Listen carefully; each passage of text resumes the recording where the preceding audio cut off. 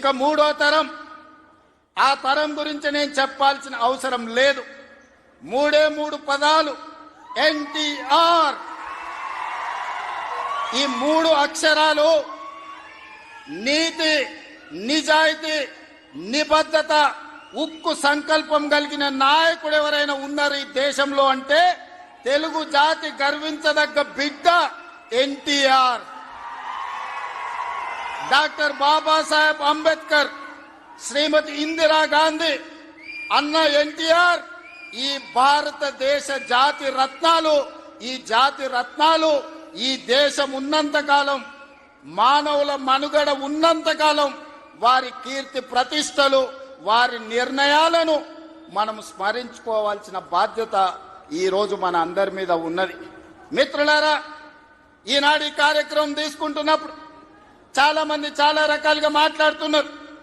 Congress party ముఖ్యమంత్రి, PCC అధ్యక్షుడు ఎన్టీఆర్ గారి విగ్రహాన్ని ఏ విధంగా ఆవిష్కరిస్తారు, లేదా ఎన్టీఆర్ గారిది ఆంధ్రప్రదేశ్ హైదరాబాదు నగరం నడిపొడ్డున ఎన్టీఆర్ విగ్రహాన్ని పెడతారా అని కొంతమంది మాట్లాడుతున్నారు. ఈ రోజు నేను స్పష్టంగా ఒక మాట చెప్పదలుచుకున్నా. కులాలకు, మతాలకు, ప్రాంతాలకు, భాషలకు అతీతంగా ఈ దేశం గర్వించదగ్గ నాయకుడు ఎన్టీఆర్. ఆ ఎన్టీఆర్ స్ఫూర్తి హైదరాబాదు నగరం నడిపొడ్డున వారి స్ఫూర్తితో పరిపాలన అందిస్తున్న మా ప్రభుత్వం అమీర్పేట్ చౌరస్తాలో మైత్రి వనంలో ఈ దారిలో వెళ్లే ప్రతి వాడికి ఒక స్ఫూర్తిని నింపడానికే ఈ రోజు వారి విగ్రహాన్ని ఇక్కడ మేము ఆవిష్కరించుకున్నాం. ఇది విగ్రహం కాదు, ఇది ఒక స్ఫూర్తి, ఇది ఒక గొప్ప అనుభూతి. ఒక ముఖ్యమంత్రిగా ఎన్టీఆర్ విగ్రహాన్ని ఆవిష్కరించడం అంటే నాకు జీవిత కాలం గుర్తుండిపోయే ఒక మధుర సంఘటన. ఎవరు ఏమనుకున్నా, ఎవరు ఎలాంటి విమర్శలు చేసినా నేను జడవదలుచుకోలేదు.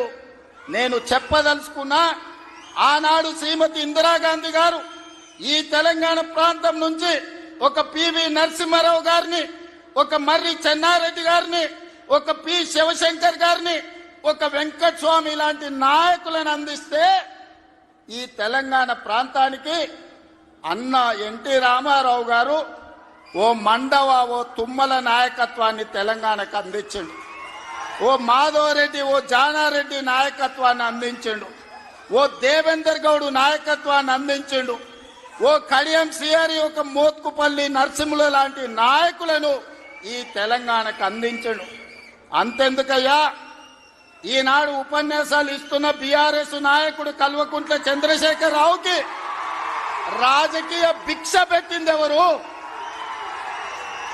అన్న లేకుంటేనే మీరు నాయకులు అయ్యిండ్రా? అన్న నీడను బతికిన మీరు అన్నగారి గురించి తక్కువ చేసి మాట్లాడు మీకు మంచిదా? వారే కాదు, వారి పేరు పెట్టుకున్న వాళ్ళు కూడా ఈరోజు నాయకులుగా చలామణి అవుతున్నారు. ఆయన ప్రోత్సాహం ఇచ్చి, ఆయన భుజము తట్టి, ఆయన అవకాశం ఇచ్చిన ఓ తుమ్మల, ఓ మండల, ఓ మండవ, ఓ జానా, ఓ మాధవరెడ్డి, ఓ దేవేందర్ గౌడ్, ఓ కడియం సిఆరి, ఓ మోత్కుపల్లి నరసింహులే కాదు, తెలంగాణలో నాయకత్వాన్ని వహిస్తున్న కల్వకుంట్ల చంద్రశేఖరరావును కూడా ఎన్టీ రామారావు గారికి గుర్తించే రాజకీయ అవకాశాలు కల్పించిన సంగతి ఎవరు మరవద్దు. ఇది చరిత్ర. ఇంకొంతమంది ఆయన పేరు మీదనే చలామణి అవుతున్నారు. కొంతమంది నకిలీలు ఎప్పుడు ఉంటారు. వాళ్ళ ఆలోచనలు ఎట్లుంటాయో కూడా మనం చూస్తున్నాం. అందుకే ఇవాళ మిత్రులారా, ఆనాడు ఈనాడు మేము అందిస్తున్న ఇందిరమ్మ ఇల్లు కావచ్చు, ఆనాడు ఎన్టీఆర్ గారు మొదలుపెట్టిన పక్కా ఇళ్ల పథకమే ఈనాడు ఇందిరమ్మ ఇళ్ల పథకమని నేను ఈరోజు గర్వంగా చెప్పదలుచుకున్నా. ఈనాడు 3,24,00,000 మంది సన్న బియ్యం ప్రతి పేదవాడు దళిత వాడల్లో అన్నం తింటున్నాడంటే, సంటి పిల్లలకు బుక్కెడు పువ్వ తినిపిస్తున్నారంటే ఆ స్ఫూర్తి వెనకాల అన్న 2 రూపాయల కిలో బియ్యం పథకం ఉన్నదని నేను ఈరోజు చెప్పదలుచుకున్నా. ఇవాళ మేము ఇందిరమ్మ చీరలు ఇస్తున్నాం ఆడబిడ్డలకు. పండుగ పూట నాడు పెట్టే మేము చీర సారెగా భావించి ఈనాడు పాలపిట్టల లెక్క ఈరోజు మా ఆడబిడ్డలు చీర కట్టుకుంటున్నారు. దీనికి స్ఫూర్తి ఆనాడు ఎన్టీఆర్ జనతా వస్త్రాలు పేదవాళ్ళకు అందించి కూడు గుడ్డ నీడ అని ఎన్టీఆర్ ఏదైతే ఆలోచన చేసిండో ఆ స్ఫూర్తి ఈనాడు మా ప్రభుత్వంలో అమలు చేస్తున్న సంక్షేమ పథకాలలో కనిపిస్తుంది. మీరు ఒక్కసారి ఆలోచన చేయండి. ఈనాడు వైఎస్ఆర్ ప్రకటించిన ఉచిత కరెంటు కావచ్చు, ఈనాడు రైతులకు మేము అందిస్తున్న 24 గంటల ఉచిత కరెంటు, దీనికి స్ఫూర్తి ఆనాడు అన్న ఎన్టీఆర్ 50 రూపాయలకే హార్స్ పవర్ అని రైతాంగాన్ని ఆదుకోవడానికి వారు అందించిన విద్యుత్తే, వారు అందించిన శక్తే ఈనాడు ఉచిత విద్యుత్తు అని నేను చెప్పదలుచుకున్నా. ఇవాళ మిత్రులారా, ఆనాడు ఎస్సీల కోసం, ఎస్టీల కోసం, మైనారిటీల కోసం అమ్మ ఇందిరమ్మ పాటుపడితే బలహీన వర్గాల కోసం అన్న ఎన్టీఆర్ పాటుపడ్డాడు. ఇవాళ బలహీన వర్గాలు, పాలితులుగా ఉన్న బలహీన వర్గాలు ఈరోజు పాలకులుగా మారినరు అని అంటే అన్నగారి యొక్క ఆశీర్వాదం తెలంగాణ సమాజానికి అందబట్టే పాలితులుగా ఉన్న బలహీన వర్గాలు ఈరోజు పాలకులుగా మారింది.